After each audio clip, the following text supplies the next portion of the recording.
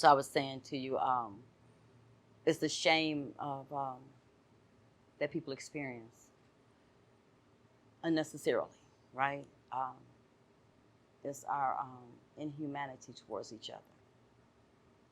Because anytime anybody can say that water is a privilege and not a right,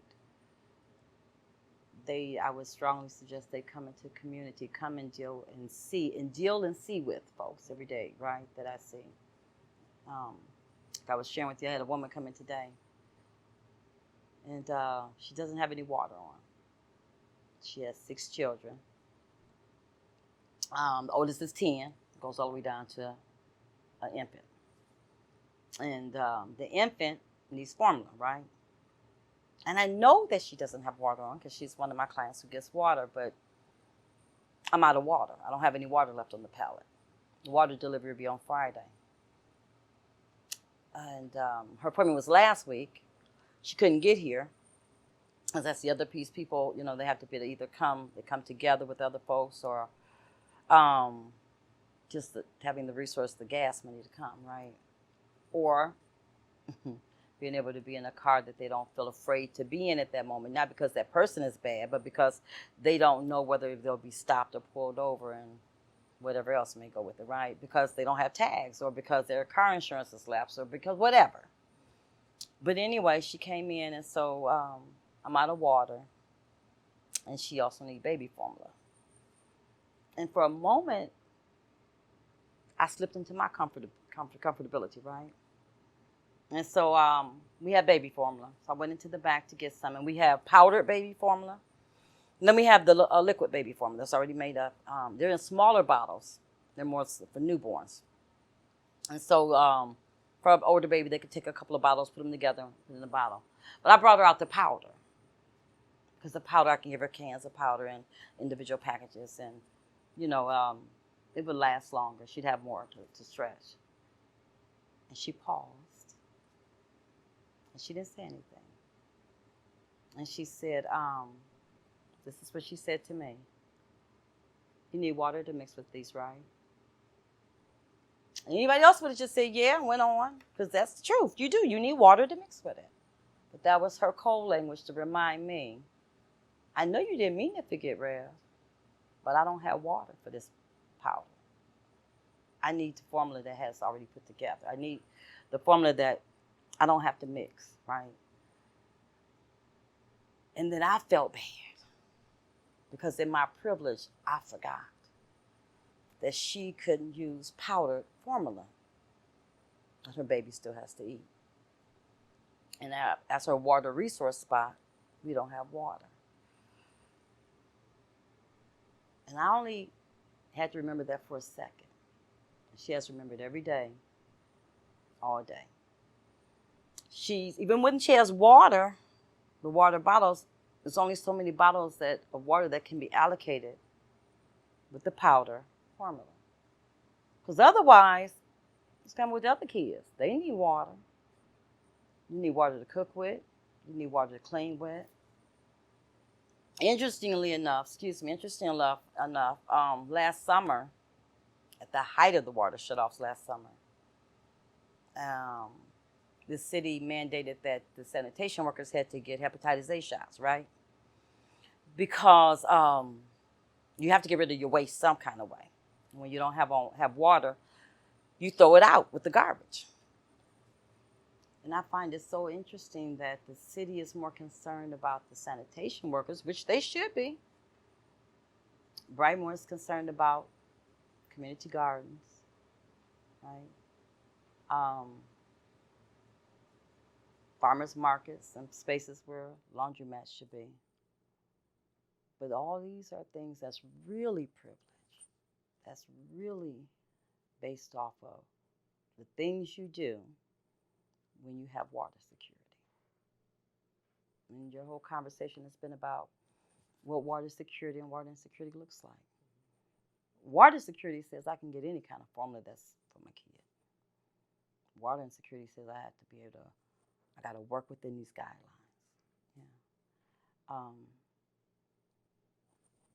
And then remember, you don't have a livable wage, and so you got to juggle the money you have. So you may only have $40 or $50 left over. So if that means I need to use that for a laundromat versus buying bottled water, right, and gas to get to it, and all of these things, and yet water is still not a right.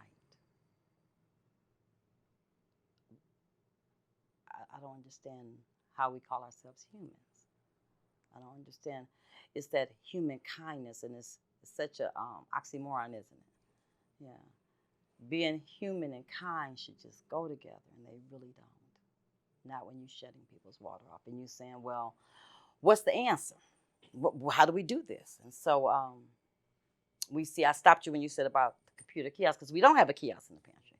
We have a computer that clients have access to, free Wi-Fi. Because the kiosk, remember, is based on the payment plan. And everybody gets pretty much the same payment plan. It's a 10, 30, and 50 payment plan. And we all know how the payment plan goes, and you make your payment. And here's the reality: you can't make a payment on something you don't have. You just can't do it. So we're fighting for the water affordability. Because with water affordability, it's based on your income.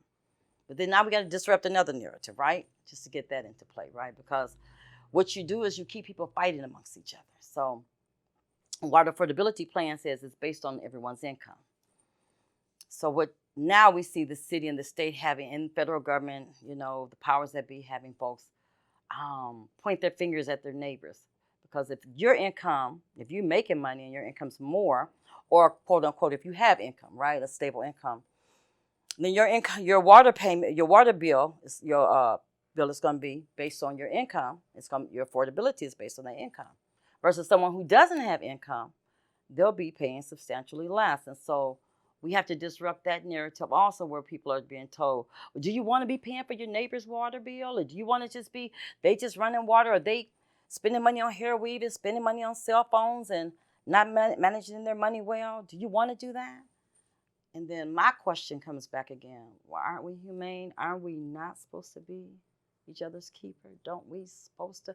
If I have water and you don't have water, shouldn't I feel bad? Shouldn't it bother me that I can have a choice of which spigot to get water from today and you have no spigot to get water from?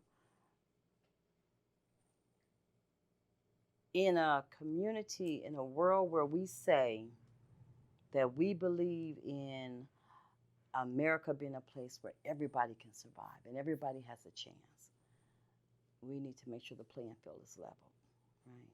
So that means I should be able to clean up before I go to work in the morning. I shouldn't have to stop at the gas station on the way to work to wash up. Kids shouldn't have to stay home because the parent is afraid the teacher's going to notice that they cut the same clothes on today and that they're dirty, and they're afraid that the kids are going to be taken from them. Water affordability is the answer. And I have a hope in that. That's our hope. That's the goal. And right now we've seen, I was talking to Monica recently, and Monica and Deb over at We the People, and we were talking about how it's moved more further along now than what it's ever been. I believe Stephanie Chang just introduced a House bill in the state Senate about the water affordability. On the House floor about the water affordability. But and that's what we're pushing for. That's what we know to be the truth. That's what we've seen it, because it's in Philadelphia. It's working. It's working well. The pushback keeps being, I keep hearing this, well, that means we got to go into the state constitution and we got to open that up and we got to do this and okay, but is that harder than for people to be without water? I think not. I think whatever we need to do to meet that need is what we need to do. Yeah, so that's the hope. That's the goal. That's the plan. That's what we're pushing for. That's what's equitable. That's what's just. That's what God of any faith tradition says. To treat each other fairly and justly and humbly, right? Yeah. Even if it's just the creator of the universe and we give no name, right? We know that no one there would never be an expectation that some have water and some does not. That just can't be. And that's what we see right now. It's a class system. There's racial system, and there's gender, because it's all class, race, and gender. It's always socioeconomics. I have to tell the folks that come in here and say, "Was God mad at me?" And I tell them, "Nope, it's socioeconomics. That's all it is. It's socioeconomics. Doesn't mean you're a bad person. Doesn't mean you have to be a member of a church. Doesn't mean you have to serve on the usher board. Doesn't mean you have to tithe. Doesn't mean you have to do anything. Doesn't mean you need to constrict your sexual orientation to one area. God loves all of us. Doesn't matter what our faith tradition is. Doesn't matter what our sexual orientation is. Doesn't matter whether we go to church or don't go to church. None of that matters. The expectation is that we love each other. And love in action is justice, right? Justice is what love in action looks like. And in a just world, everybody would have water. Everyone would have access to water. That's what we should be fighting for. We keep talking about bringing Detroit back and making Detroit bigger and better than ever. It sounds like to me that Make America Great Again thing, right? It's the same thing, different code language, right?